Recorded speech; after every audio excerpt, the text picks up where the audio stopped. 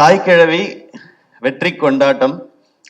முதல்ல இந்த படத்துக்கு இவ்வளவு பெரிய வரவேற்பும் வெற்றியும் கொடுத்த தமிழக மக்கள் எல்லாருக்கும் எங்களுடைய மனமார்ந்த நன்றிகள். இது உங்களுடைய ஃபேமிலியில சம்பந்தப்பட்ட ஒருத்தருடைய கதையா நீங்க கொண்டாட ஆரம்பிச்சதும், அதை பத்தி வெளியில வந்த ஒரு பாசிட்டிவ் வேர்ட் ஆஃப் மவுத்தும், அதுதான் இந்த படத்தை இவ்வளவு பெருசா ரீச் ஆகியிருக்கு. பட் அவங்கள்ட்ட கொண்டு போய் சேர்த்தது ப்ரெஷ் ஷோ. நாங்க ரொம்ப ரொம்ப பிலீவ் பண்ணது இந்த படத்தை எப்படி கொண்டு போய் சேர்க்கறதுன்னு போது, ப்ரெஸ்ஸுக்கு ஷோ போடுவோம், மீதி அவங்க பார்த்துப்பாங்க கலை அப்படின்னு நான் சொன்னேன்.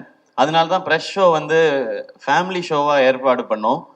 அங்க நான் சிவா சொன்ன மாதிரி ஃபீட்பேக் பார்க்க போனது, இங்க இவங்க என்ஜாய் பண்ணிட்டாங்கன்னா இதுதான் தமிழ்நாடு ஃபுல்லா நடக்க போகுது அப்படின்றதான் அன்னைக்கு நான் பார்க்கறதுக்காக நான் துடிச்சுட்டே இருந்தது.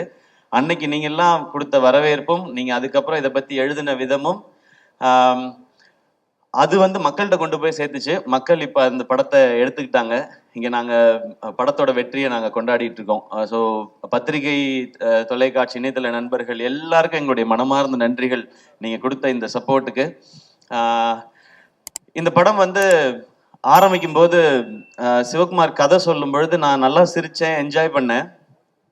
ஆனா இந்த படத்துல எனக்கு டக்குன்னு மனசுல ஒட்டின இடம்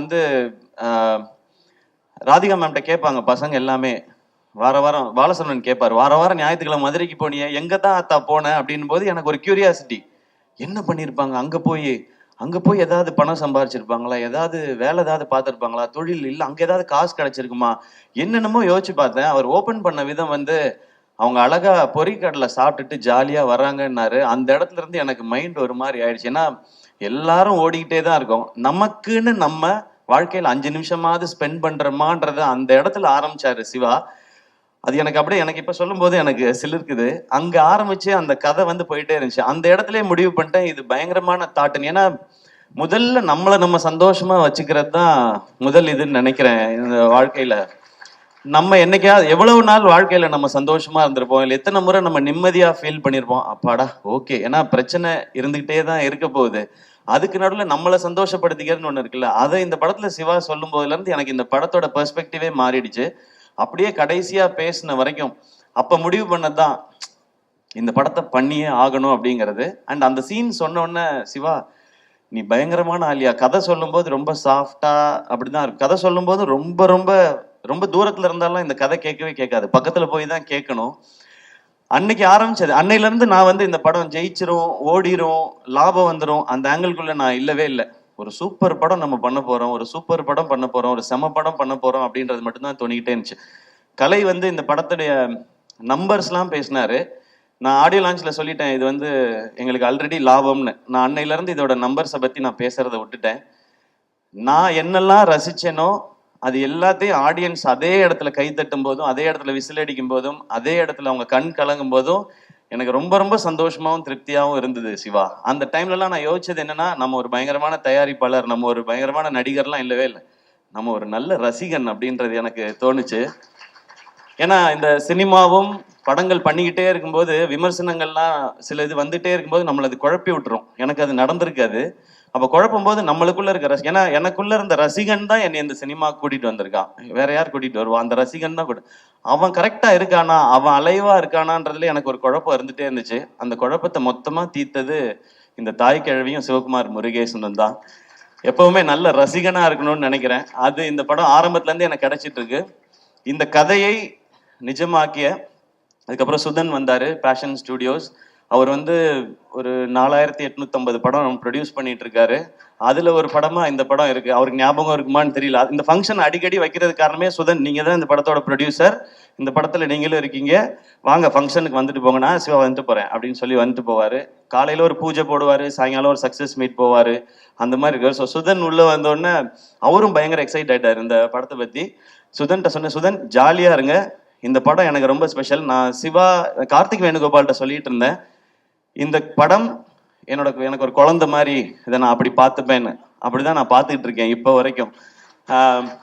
ஸோ என் குழந்தை எனக்கு என்ன காசு கொடுத்துச்சுன்னு நான் பார்க்க மாட்டேன், அது சிரிச்சா என் கண்ணில் தண்ணி வரும், அது நடந்தா எனக்கு தண்ணி வரும். அந்த மாதிரி தான் நீங்க பேசும்போதெல்லாம் இருக்கு சிவா. எனக்கு இப்போ பயங்கர எமோஷனல் ஆக்கிட்டீங்க, நான் பயங்கர கண்ட்ரோல் பண்ணிட்டு உட்கார்ந்தேன்.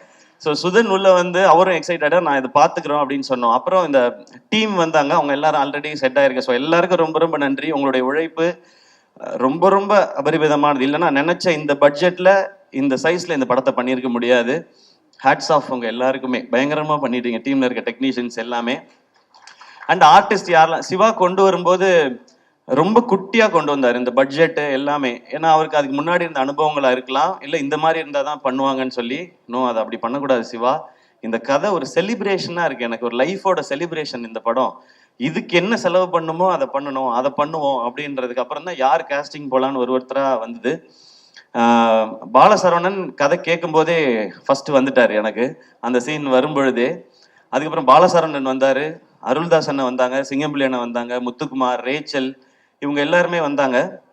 கடைசியா தான் வந்தார் விநாயக் மகாதேவ்ன்ற மாதிரி. நான் லாஸ்டா கேட்டேன், இந்த பாட்டி கேரக்டர் யார் பண்ண போறாங்க, கிழவி கேரக்டர் வந்து ராதிகா மேம் அப்படின்னு சொன்னாங்க. நான் ஏற்கனவே சொல்லியிருக்கேன், ராதிகா மேம் அந்த ரோல்ல அந்த லுக்ல பார்த்த பிறகு எனக்கு இன்னும் பயங்கர ஜாலி ஆயிடுச்சு. இன்னைக்கு தியேட்டர்ல பாக்குற ஃபீல் எனக்கு அங்க வர ஆரம்பிச்சிடுச்சு. இந்த மாதிரி ராதிகா மேமோட இவ்வளவு எக்ஸ்பீரியன்ஸையும் சேர்த்து தான் இந்த படத்துக்கு கொண்டு வராங்க. அவங்க இந்த படத்துக்கு அந்த உழைப்பு மட்டும் இல்லை, இவ்வளவு வருஷம் நீங்க உங்களுடைய ஒர்க் மேம், உங்களோட நீங்க லெஜெண்டரியா பண்ணியிருக்க விஷயங்கள் எல்லாத்தையும் சேர்த்து இந்த படத்துக்குள்ள கொண்டு வரீங்க.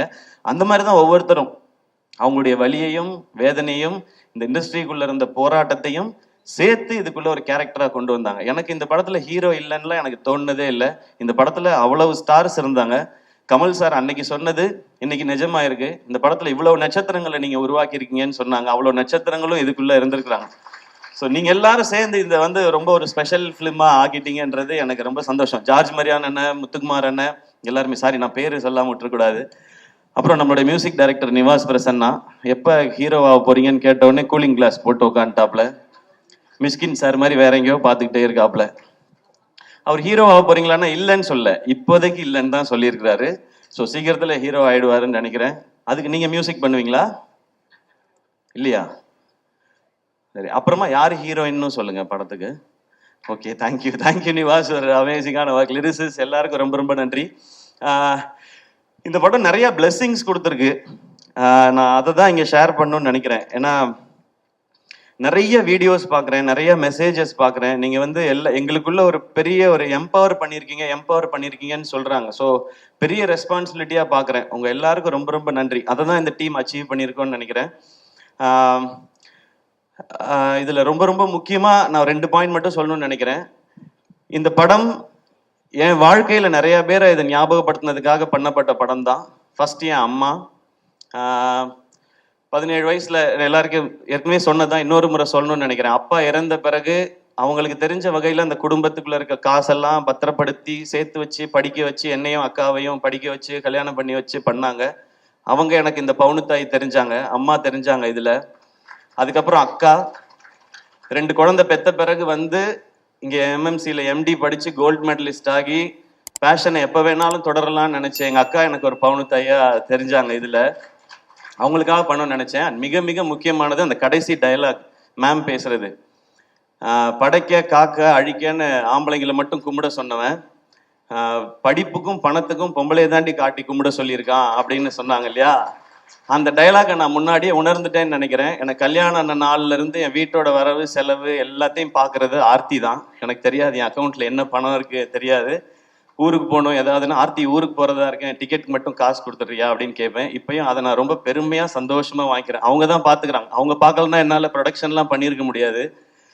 ஸோ ஆர்த்தி அவங்க எனக்கு ஒரு பவுண்டு தாயா தான் தெரிஞ்சாங்க. இந்த மாதிரி ஒவ்வொரு வீடுகள்லையும் அவங்களுக்கு சின்ன சம்பளமா இருந்தாலும் கொஞ்சம் காசா இருந்தாலும் அதை அங்கங்க சேமிச்சு வச்சோ இல்லை குழந்தைங்களை பார்த்துக்கிட்டோ இப்படி வீட்டில் இருக்கிற ஒவ்வொரு அம்மாக்களுக்கும் அக்காக்களுக்கும் தங்கச்சிகளுக்கும் சகோதரிகளுக்கும் இவங்க எல்லாருக்குமான ட்ரிபியூட்டும் சமர்ப்பணம் தான் இந்த தாய் கிழவி படமும் இந்த வெற்றியும்.